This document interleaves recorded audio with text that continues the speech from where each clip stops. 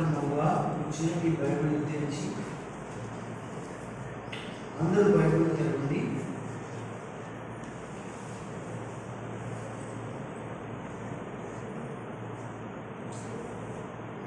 దేవుని యొక్క గ్రంథం నుంచి దేవుడు ఈరోజు మనతో మాట్లాడిన ఎటువంటి మాటలు మనం వినడానికి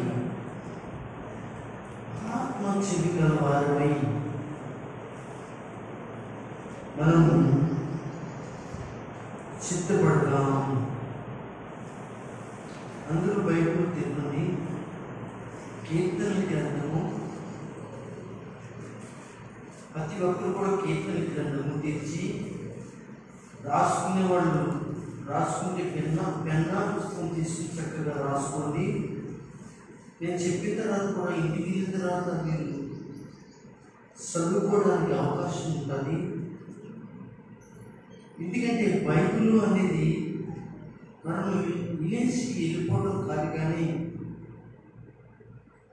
చెప్పిన వాక్యాన్ని మనం రాసుకుని ఇంటికాడ కూడా ధ్యానం చేసుకోవాలి. అంతేకాకుండా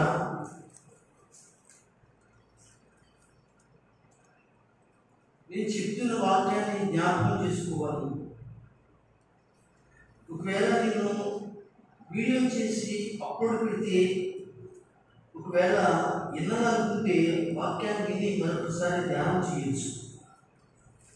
అందరూ బైబిల్ తెరవండి. ఎవరు కూడా నిద్రపోవద్దు. దయచేసి తొందరగానే మనము ముగించుకుందాం. ఎందుకంటే బయట వాతావరణం చాలా వేడిగా ఉంది. ఫ్యాన్లో పక్క నుంచి అనగా భూమంట తిరుగుతున్నాయి. ఆ ఫ్యాన్ గాలికి మీకు తల వేడికి బతుకుతుంది. కనుక కొంచెం ఓపుగా దేవుని సన్నిధిలో కూర్చోవాలని ప్రేమతో మీకు తెలియజేస్తూ, దేవుని వాక్యం దగ్గరికి వెళ్ళినప్పుడు ఎవరు నిద్రపోకూడదు, పక్కవాడితో మాట్లాడకూడదు. ఏవైనా అవసరం ఉంటే వాక్యానికి ముందుగా వెళ్ళి వచ్చి కుదరకుండా చక్కగా కూర్చుని వాక్యం వినాలి.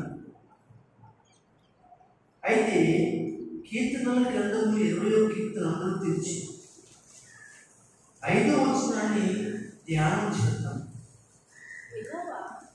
అందరూ కూడా 5వ వచనాన్ని చూడండి. యెహోవా నీ రక్షణ బట్టి మేము జయోత్సాహము చేయుచున్నాము. మా దేవుని నామమును బట్టి మా ధ్వజము ఎత్తుచున్నాము. నీ ప్రార్థనలన్నీయు యెహోవా సఫలపరచును గాక. మనం ఈ వాక్యంలో జాగ్రత్తగా మీరు చూడండి. ఈ 20వ కీర్తనలో దావీదు గానం చేసి ప్రవచించుతున్నటువంటి మాటలు 5వ వచనంలో 3 విషయాలు రాశాడు. చూడండి, 3 విషయాలు రాశాడు. అందులో ఒక విషయాన్ని మీ మధ్య నేను ఉంచాలనుకుంటున్నాను.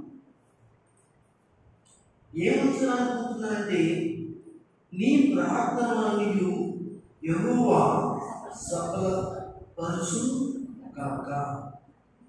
నాతో కలిసి అందరూ చెప్పగలరా? నీ ప్రార్థనలను యెహోవా సఫలపరచును గాక. ఇంకా కొంచెం గట్టిగా నాతో చెప్పగలరా? నీ ప్రార్థనలన్నీ యెహోవా సఫలపరచును గాక. మంచిది. ఈ మాట మీద మనం ధ్యానం చేద్దాం. ఈ మాట మీద మనము ధ్యానం చేద్దాం. ఇక్కడ ఉన్న వాళ్ళందరూ కూడా ప్రార్థించేవారే. బాగుగా ప్రార్థన చేసే వాళ్ళు ఉన్నారు. ఏదో వచ్చి రాత్రిగా చేసేవాళ్ళు మరికొంతమంది ఉన్నారు.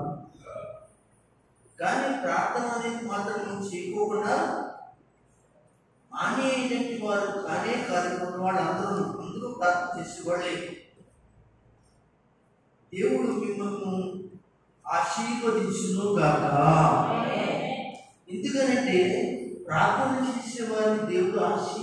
ఇస్తాడు. ప్రార్థన చేసేవాడిని దేవుడు దీవిస్తాడు. ఇంకా చెప్పాలి అంటే ప్రార్థన చేసేవాడిని యేసయ్య రక్షిస్తాడు. అయితే నా అంశం ఏమిటి అంటే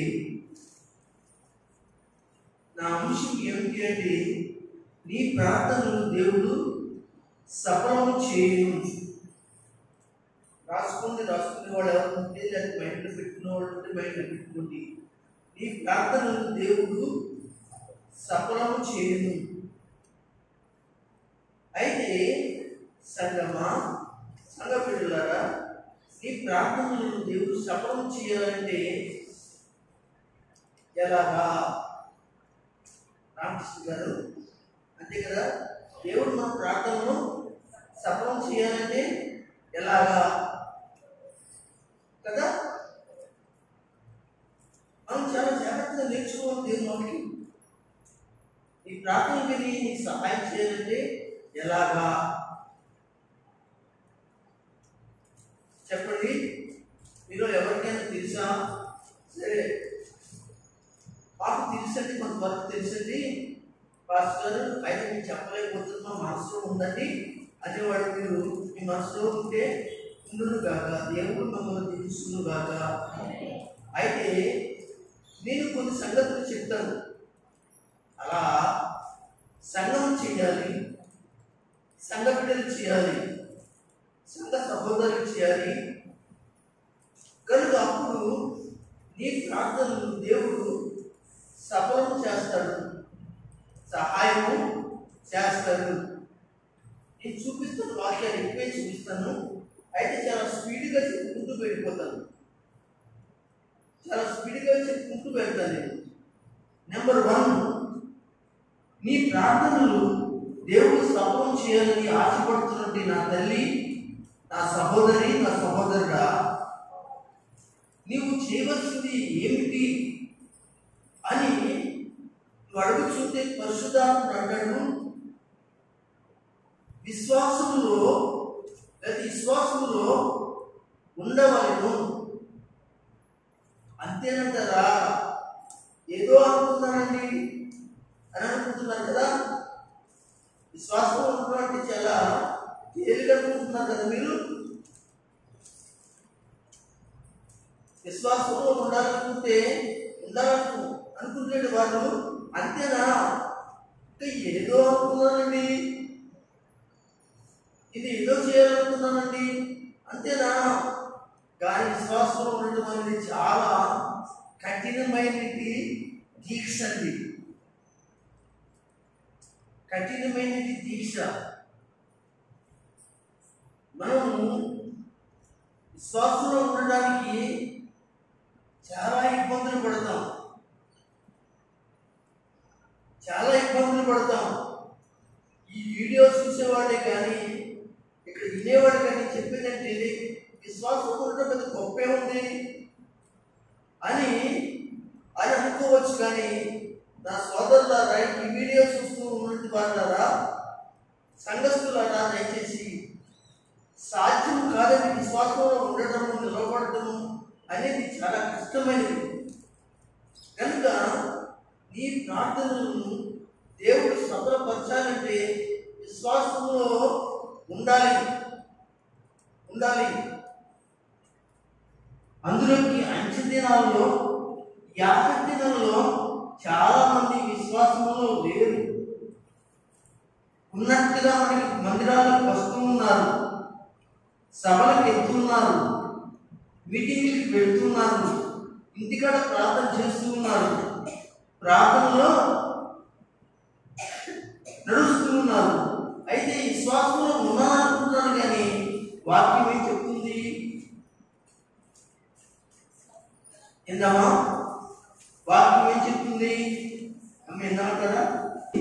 మరి బలంగా ఉండాలి, విశ్వాసం అనేది నీలో ఉండాలి. విశ్వాసం అనేది అనగా ఈ యొక్క రాకడ దినాల్లో చాలా భయంకరంగా చాలా మందిలో తగ్గిపోతుందని విశ్వాసం అంట. దేవుని బిడ్డలు చెప్పుకుంటున్నారు కానీ విశ్వాసం తగ్గిపోతుంది. యాకోబు రాసిన పత్రికలో ఒక మాట, 1వ అధ్యాయము 4:5 చదువుదాం. తొందరగా ఇస్తున్నాను. యాకోబు రాసిన పత్రిక మొదటి అధ్యాయము 4:5 చదువుతాం. మీరు సంపూర్ణులను ఏ విషయములో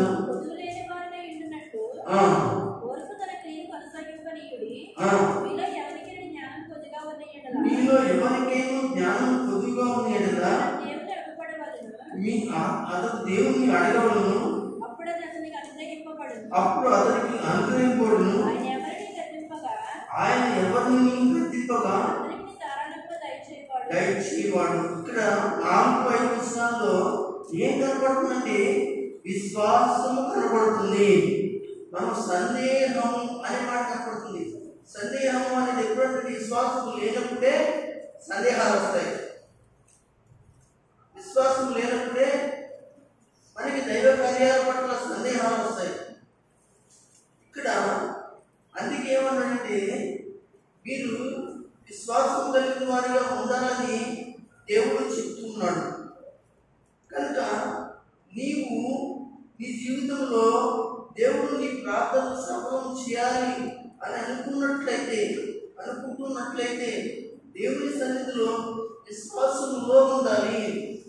లూకా సువార్తలో చెప్పినట్లుగా ఎవరైనా భూమి మీద మరి నేను వచ్చేటప్పటికి మరి ఎవరైనా సరే అనగా విశ్వాసం ఉండటము, ప్రార్థన ఉండటము నేను కనుగొనలేకపోతున్నాను అని మాట్లాడతాడు ఆయన.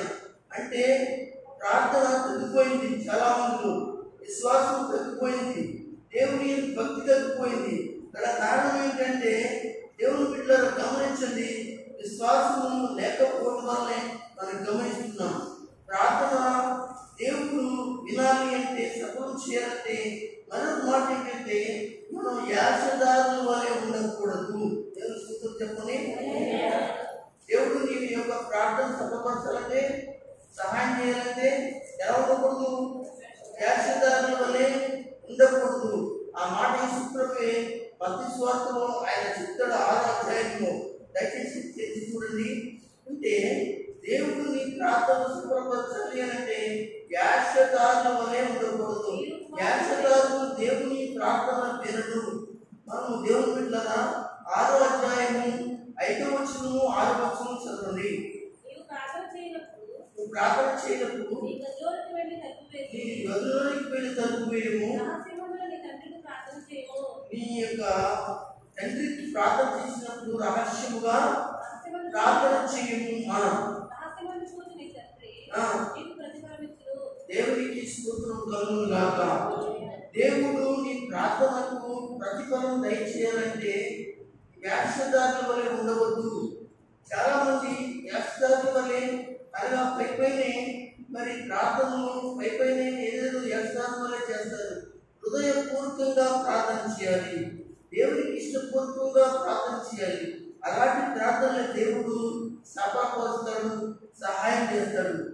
దేవుని బిడ్డలారా, దేవుని వాక్యంలో మరొక మాట ఏంటంటే, ఒకటి విశ్వాసము ఉండాలి, రెండోది అనగా యాచదారులు ఉండకూడదు, మూడోది గర్వంగా ఉండకూడదు. గర్వంగా ఉన్నవాళ్ళు, గర్వంగా ఉండి ప్రార్థన చేసేవాళ్ళు ప్రార్థన దేవుడు ఆలకించడు అని దేవుని వాక్యంలో సెలవిస్తూ ఉంది. మనం చదువుదాం. లూకా సువార్తలోనే కనుక 18వ అధ్యాయము 10 నుంచి 14 వచనాల్లో ఒక సంభాషణ కనపడుతుందని, ఇద్దరు సంభాషణ కనపడుతుంది. చదవాలి.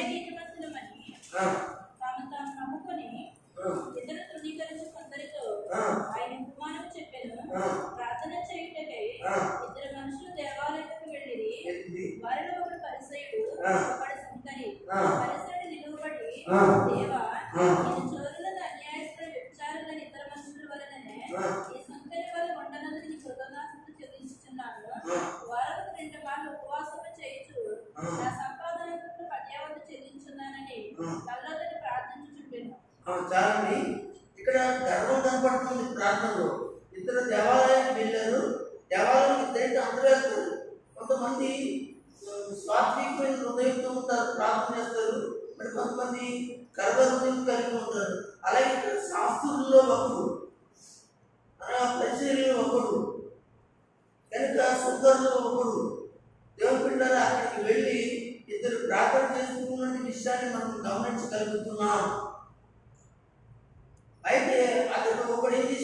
తెలుసా?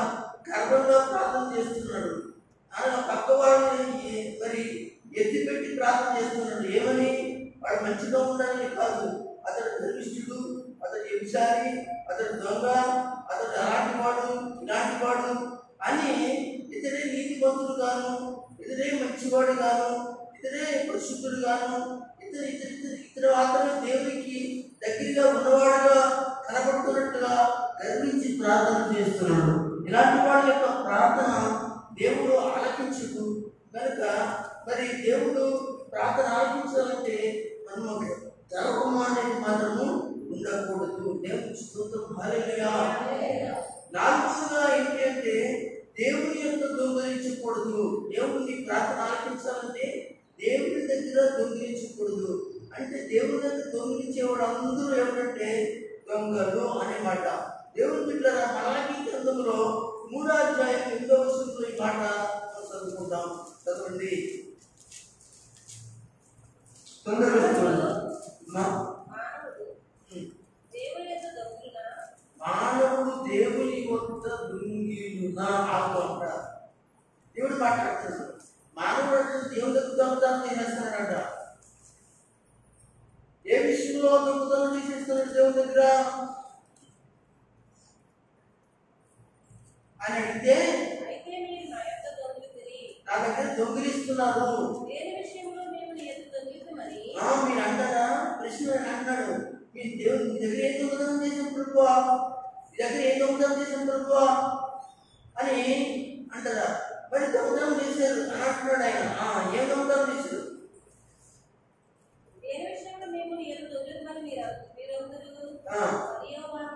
పదవియో భాగము,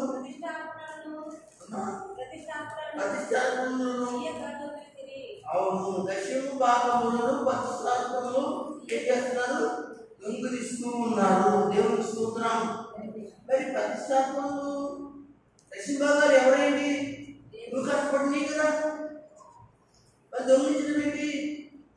అయితే దేవుడు అనేది ఏంటంటే, నేను ఆ పని ఇచ్చాను, నీకు ఆరోగ్యం ఇచ్చాను, నీకు ఆయుష్ ఇచ్చాను, ఈరోజు వెళ్ళి కష్టపడి పని చేయడానికి, నీ భార్య బిడ్డల కుటుంబాన్ని నువ్వు పోషించబడటానికి నేను అనగా నీకు పని సిద్ధపరిచాను. కనుక నీతో నేను ఉన్నాను, నీతో కలిసి నేను ఉన్నాను. కనుక మనం ప్రార్థన చేస్తాం కదా, ఏమని? ప్రభువా, నేను వెళ్తున్నాను, నాతో కూడా ఉండండి, నాతో కూడా రండి. నీతో వచ్చేవాడు దేవుడు కనుక ఆయన నీకు బలం ఇచ్చి, శక్తి ఇచ్చి, ఆరోగ్యం ఇచ్చి, నీతో కలిసి ఆయన పనిచేస్తున్నాడు కనుక ఆయన పూలు ఆయనకి ఇవ్వాలక్కర్లేదా? ఆయన పూలు ఏంటంటే నువ్వు కష్టపడిన దానిలో 10వ భాగము, 9 భాగాలు కదండి. 10వ భాగం అంటే ఆఖరి భాగం 10 భాగాలు చేసి 9 భాగాలు తీసేసుకుని, అనగా ఆఖరి భాగాన్ని 10వ భాగం దశ భాగాన్ని ఇవ్వాలి. కనుక నువ్వు అలా దొంగలిస్తే, దొంగతనం చేస్తుంటే, దేవుని సన్నిధిలో ప్రార్థన చేస్తే దేవుడు నీ ప్రార్థనను సఫలపరుస్తాడా? సఫలపరచను అని ఆయన చుట్టూ ఉన్న విషయాన్ని మీకు జ్ఞాపకం చేస్తున్నాడు. దేవుడే జ్ఞాపకం చేస్తున్నాడు, నేను కాదండి. కనుక ఇంతవరకు నీకు దశమ భాగాలను ఈ విధమైన మరి విషయాలను దొంగిలించాము, నువ్వు దొంగమని ఖచ్చితంగా చెప్తున్నాడు. మరి ఒక మాట అనుకుంటారా? దొంగలు, అంతకులు, అవిశ్వాసులు అనగా అగ్ని కుండంలోనికి వెళ్తారు అని అన్నట్లుగా అంటున్నారు. అంటే మేము దేవుడు అనుకుంటమే కాకుండా, ప్రార్థన చేయడమే కాకుండా, మరలా మేము దొంగలని అంటాడా దేవుడు? మమ్మల్ని దొంగలని చెప్పేసి నడపడం ఆయాస్తాడా అంటున్నాడు. కనుక దేవుడు బిడ్డారా, దేవుడు నీకు సహాయం చేసిన తర్వాత నువ్వు కృతజ్ఞతగా ఆయన నీకు ఇచ్చిన దానిలో ఏం చేస్తున్నావో తెలుసంటే, ఆయన భాగాన్ని ఒప్పుకోకుండా ఉంటున్నావు కనుక నువ్వు దొంగవని తెలియజేస్తున్నాడు. దేవుడు నీ ప్రార్థన సఫలపరచాలి అంటే ఇంకా ఏం చేయాలి అంటే, దేవుడు బిడ్డారా, ఇతరులకు ఏం చేయాలంటే ఇతరులు అపరాధములను క్షమించాలి. దేవుడి యొక్క ప్రార్థన ఆలకించాలంటే, దేవుడు ఈ ప్రార్థన ఆలకించి నీకు సఫలం చేయాలంటే ఇతరుల యొక్క అపరాధాలు ఏం చేయాలి? క్షమించాలి.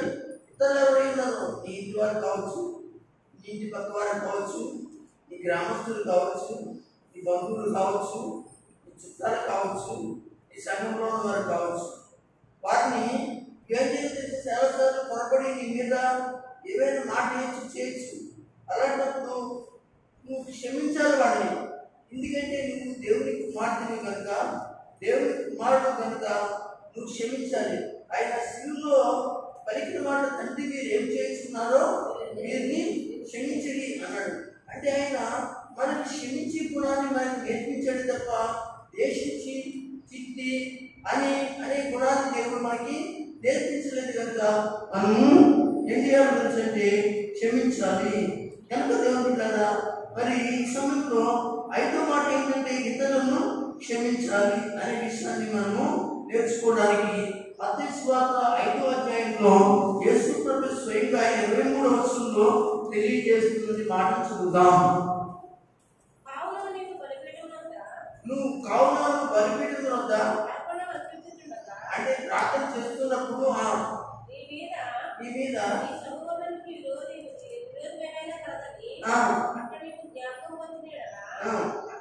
అక్కడ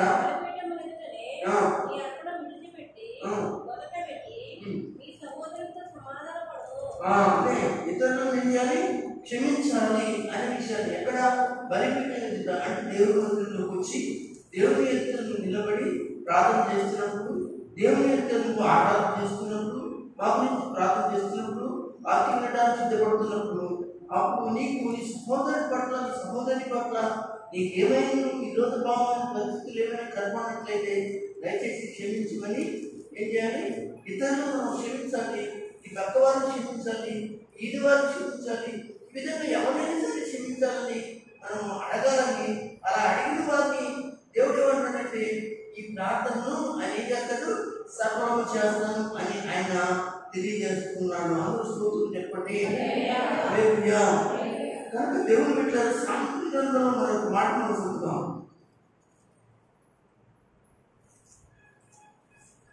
చదవండి. సామెతల గ్రంథం 21వ అధ్యాయం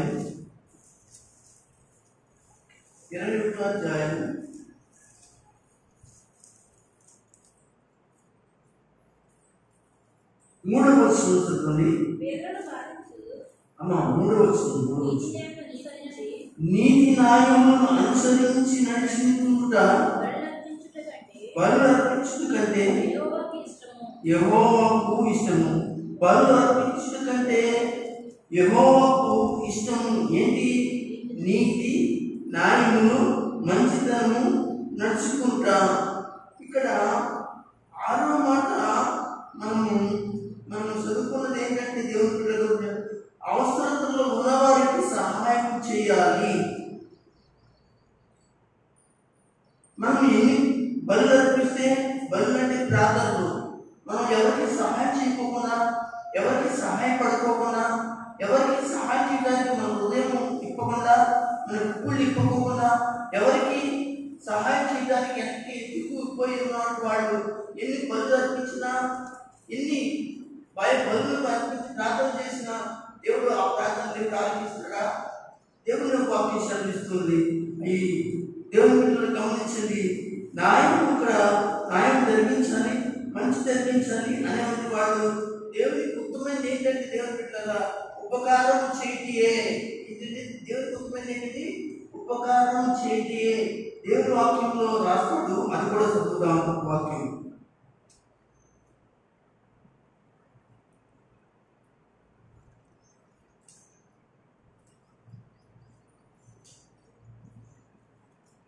జకర్యా గ్రంథం ఉంది.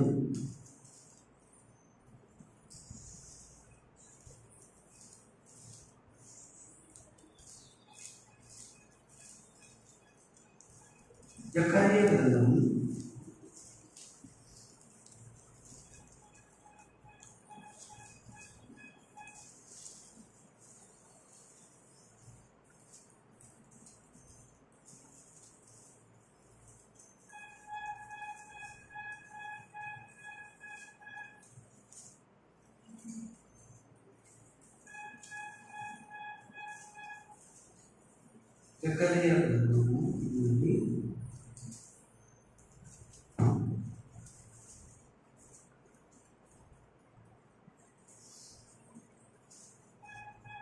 5వ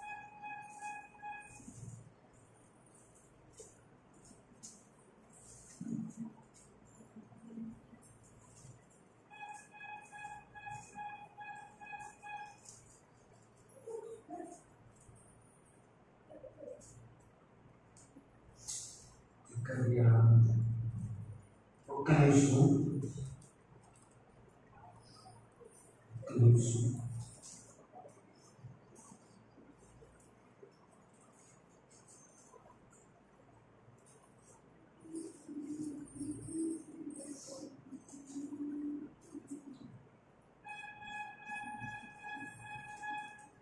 క్షమించండి, మీకా గ్రంథం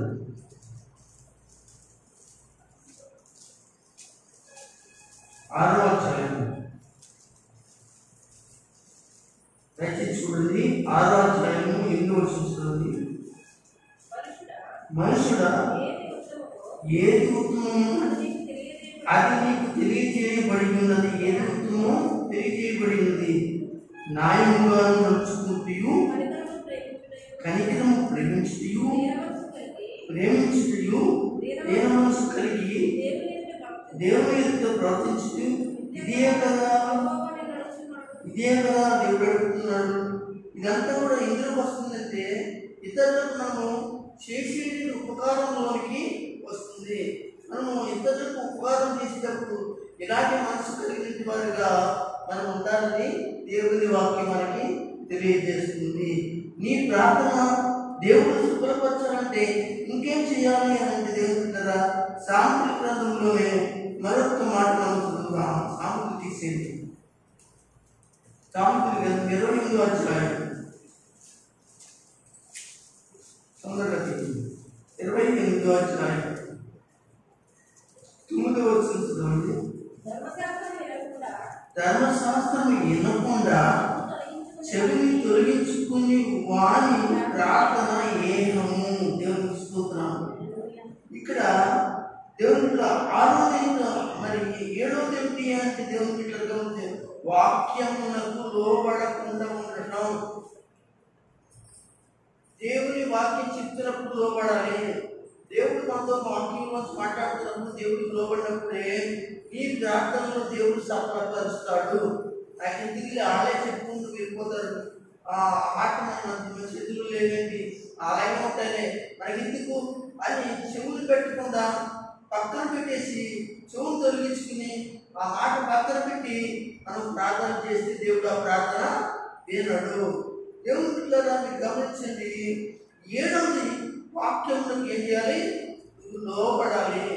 అది చిన్నలో చెప్పారా, పెద్దలో చెప్పారా, పెద్దలో చెప్పారా, పెద్ద మీటింగ్లో చెప్పారా, చిన్న మీటింగ్లో చెప్పారా, ఉపవాసంలో చెప్పారా, లేకపోతే స్థుతిపూర్ణంలో చెప్పారా అనేది కాదు. దేవుని వాక్యం ఎక్కడ వినబడుతుందో అక్కడ విన్నప్పుడు ఆ వాక్యానికి ఏం చేయాలి? మనం లోబడాలి. అంటే దాన్ని తొలగించుకోకూడదు, అలాగే ఇష్టం లేకుండా ఉండకూడదు. మనసులో అన్నమాట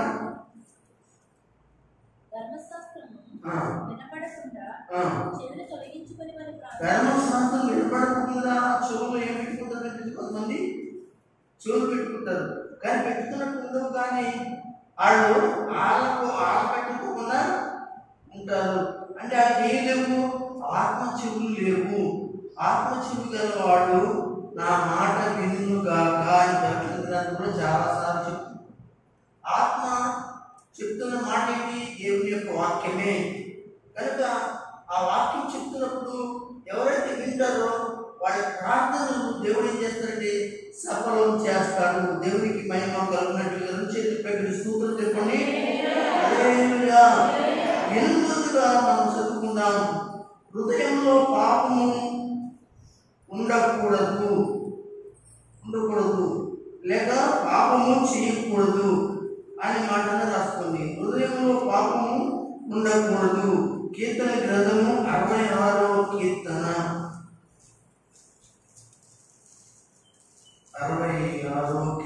18వ వచనం. నా హృదయంలో పాపము లక్ష్యం చేసింది ఎడలా దేవుడు నా ప్రార్థన వినకపోవును. వింటున్నారా?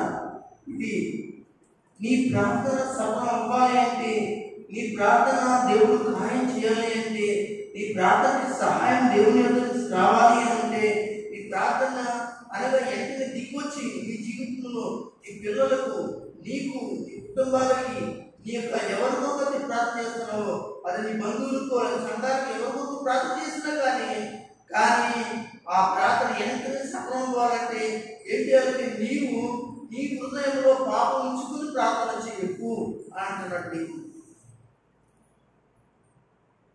ఏముంచుకోకూడదండి? పాపం ఉంచుకుని ప్రార్థన చేయకూడదు.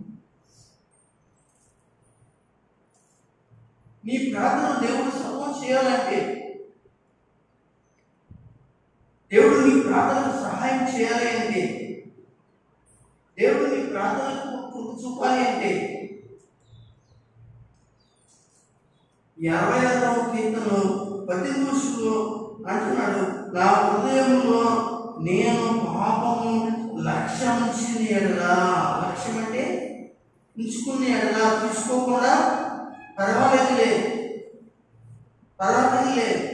పాపమే నా పని, ప్రార్థన వాక్యమే పాటే శిక్షించే అని మన జీవితాలను ముందు కొనసాగించుకుంటే దేవుడు వాడి ప్రార్థన దేవుడు ఆలకించుడు. నేను ముగించేస్తాను. ఒక్క మాట, లాస్ట్ మాట ఒక మాట చెప్పి మరొక మాట చెప్పి నేను ముగిస్తాను. యాకోబు రాసిన పత్రికలో ఉంటుందండి, అనుకుంటున్నాను.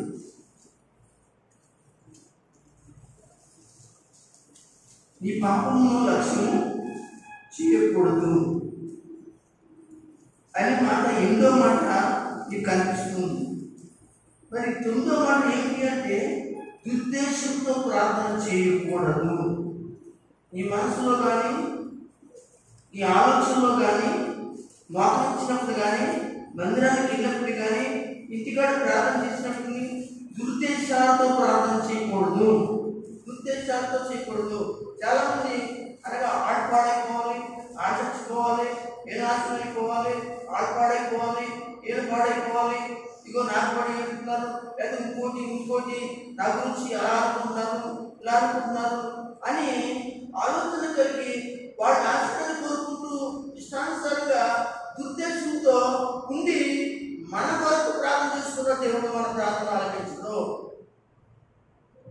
ఆడకొరకు కదండి, మన కొరకు చేసుకున్న దేవుడు మన ప్రార్థన ఆలకించడు.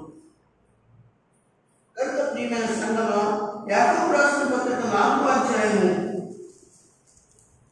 3వ వచనం, మీరు అడిగినను మీ భోగము నిమిత్తము వినియోగించుటకై దుర్దేశముతో అడుగుతున్నారు. ఏంటంటే ప్రార్థన చేస్తున్నారు. దుర్దేశంతో అడుగుతున్నారంటే ప్రార్థన చేస్తున్నారు కనుక మీకు ఏమీ దొరకటం లేదు అనగా దేవుడు ఈ ప్రార్థనను సఫలపరచడం లేదు అనే మాట కనపడుతుంది. సహోదరులారా దయచేసి ఈ ప్రార్థనకు సమాధానం కావాలా? ఈ ప్రార్థనకు ఆశీర్వాదం కావాలా? ఈ బిడ్డల ప్రార్థనకు ఆశీర్వాదం కావాలా? ఈ అందరి యొక్క ప్రార్థనకు ఆశీర్వాదం కావాలా? ఈ కుటుంబం యొక్క బిడ్డల్లో నుండి, నీ బంధువుల నుండి, నీ సంఘంలో నుండి వారికి అనగా నీ ప్రార్థన ఎంతో అవసరం. ఈ ప్రార్థన ఎంతో అవసరం కనుక నువ్వు ప్రార్థన చేసినప్పుడు వారి జీవితాల్లో కార్యాలు జరగాలంటే ఇలాంటి ఆలోచనలు ఉద్దేశాలు కలిగితే దేవుడు చేస్తాడా? ఆలోచించి దయచేసి విశ్వాసం లేకుండా దేవుని బిడ్డ విశ్వాసం నీలో ఉండాలి అని చెప్తున్నాడు. రెండోది యాస్కారణ అనేది తీసివేసుకోవాలి. మూడోదిగా దేవుని బిడ్డ గర్వంగా మన నుండి ప్రార్థన చేస్తే దేవుడు ఎదరవాడు చేసిన దేవుడు ప్రార్థన ఆలకించడు అని చెప్తున్నాడు. ఇంకా మనం చూస్తే దేవునికి ఇవ్వాల్సినవి ఏవైనా ఉంటే, దేవునికి సమర్పించవలసినవి ఏదైనా ఉంటే, దేవునికి ఇవ్వాల్సిన దశభాగాలు అనగా నీ సొంతానికి నీ ఇష్టానికి వాడేసుకుంటుంటే, లేకపోతే అనగా పర్వాలేదులే మనం ఇవ్వక్కర్లేదులే కానికేస్తే సరిపోతుందిలే అనుకుంటున్నా నువ్వు కానికే వేస్తున్నావు. కానీ నీ కష్టాతీతంలో, నీ బిడ్డల కష్టాతీతంలో, నీ కుమార్తె కష్టాతీతంలో, నీ భర్త కష్టాతీతంలో అలాగే నీ కష్టాతీతంలో దేవుడికి సహాయం చేస్తున్న వాటిలో దేవుడికి సహాయం చేయకుంటే పెన్షన్ ఎవరు దేవుడు కదా. మరి నీకు పెన్షన్ కూడా దేవుడికి దర్శనం తీయాలి, దేవుడికి సహాయం చేస్తున్నాడు కనుక మరి ఏది ఎక్కడ చేయగలుగుతున్నావా? మరి దేవుని వాక్యం చెబుతుంది దేవుని బిడ్డరా. కనుక దేవుని యొక్క దగ్గర దొంగిలించుకున్నట్లుగా మనం కనబడుతున్నాం. ఇతరుల యొక్క అపరాధాలు ఏం చేయాలి? క్షమించాలి. అప్పుడే దేవుడు మన అపరాధాలను క్షమిస్తాడు. దేవుని స్తోత్రం. ఈ మాట అక్కడే రాకపోతుంది కడే మనము ఇతరుల అపరాధాలు క్షమించినందుకు దేవుడు మనం ఏం చేస్తాడు? మన అపరాధాలు క్షమిస్తాడు, మన పిల్లల అపరాధాలు క్షమిస్తాడు, మన భర్త అపరాధాలు క్షమిస్తాడు. ఒకవేళ మనం అపరాధాలు క్షమించుకుని అడిగితే మన సంఘం యొక్క అపరాధాలు కూడా క్షమించడానికి ఆయన సిద్ధంగా ఉంటాడు. అలాగే ఇతర అవసరాల కొరకు ఏమండి మనం ఏం చేయాలి? మన హృదయాన్ని ఇవ్వాలి, మన చేతులు ఇవ్వాలి. ప్రతి ఒక్కరి విషయంలో కూడా సహాయం చేసి దాతలకు మనం ఉండాలి. ఇతరుల విషయంలో కూడా మనం ఎలా ఉండాలంటే సహాయం చేసే బిడ్డలుగా ఉండాలి. కానీ అనగా నాకు సరిపోతలే, నాకు నాకు అని అనుకోకూడదు. దేవుడు బిడ్డలు మనం ఇచ్చే కొద్దు దేవుడు మనకి ఇస్తాడు. సహాయం చేసే కొద్దు, ఇతరులకి సహాయం చేసే కొద్దు సహాయం చేస్తాడు. ఈ రోజు ఎంతో మంది అండి బయట ఎన్నో దాన ధర్మాలు చేసి ఆశీర్వదించుకోవడం వాడు ఉన్నారు. వాడు పేదవాడు అయిపోలేదండి, వాడు పాడైపోలేదండి. నువ్వు అనుకుంటున్నావేమో నేను ఇచ్చి ఆడేళ్ళకే దాన ధర్మాలు చేస్తే నేను నా బిడ్డలు పేదవాడు అయిపోతామేమో అని అనుకుంటున్నాము. కానీ దేవుడు నీకు దాసి ఉంచుతున్నాడు. దేవుని స్తోత్రం. ఏమంటారు? దాసి ఉంచుతున్నాడు లేదా? ఎక్కడుంది ఈ మాట అంటే ప్రసంగంలో ఉంటుందండి. నీ ఆహారము నీటి మీద వేయము, అది ఒక రోజు ఏం చేస్తుంది? నీకు కనబడుతుంది. కావాలంటే ప్రసంగంలో ఉన్న చదువుకోండి. చూడండి, పదార్థాలు కూడా ముగిద్దాం అనుకుంటాను నేను. అది మాట పెట్టేసి అది వివరించాలి కదా. మాకు దొరికిందా? దీన్ని సాత్వికంగా దీన్ని సాత్వికంగా మైండ్లో వాక్యం పెట్టుకుంటే ప్రసంగ గ్రంథము నేనే తీస్తాను.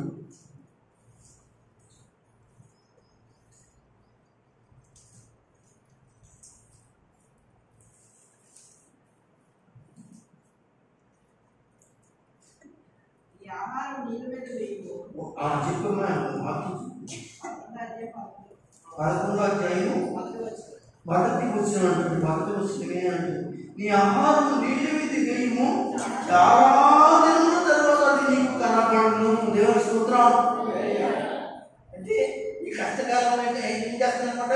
నీకు తెలియకుండానే నీ ఆపద గడిచిపోతుంది. ఎవరికి? నువ్వు ఇతరులకు సహాయం చేశాడు కనుక ఆ దేవుడు పక్కన ఉంచాడు కనుక అయ్యో ఆలోచిస్తే వెలిగిస్తే మనకేం లాభం?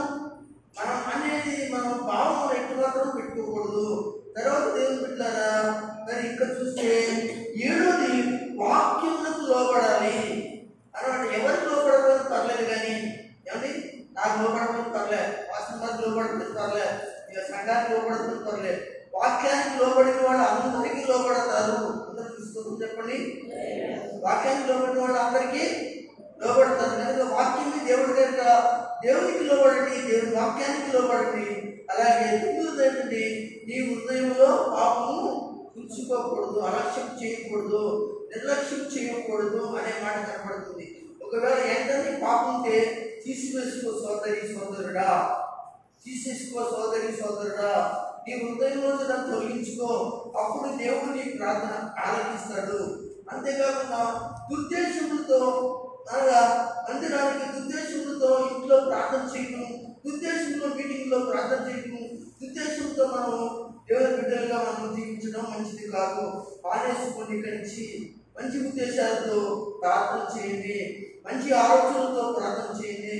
దేవుడు నిన్ను, నీ బిడ్డల్ని, నీ కుటుంబాన్ని, సంఘాన్ని ఆశీర్వదించాలంటే ఇలాగ చేయండి.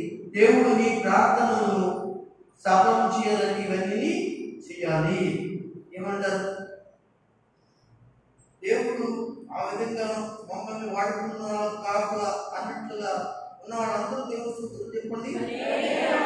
దేవుడు నీకు ఉద్దేశాలను చేస్తాము అన్నట్లుగా చేతులు పెట్టి సూత్రం చెప్పండి. దేవుడు మిమ్మల్ని అలాగే దీవించిన కాక, అలాగే ఉంచిన కాక, దేవుడి మాట అందరికీ ప్రభుత్వం కాక. ఆమేన్.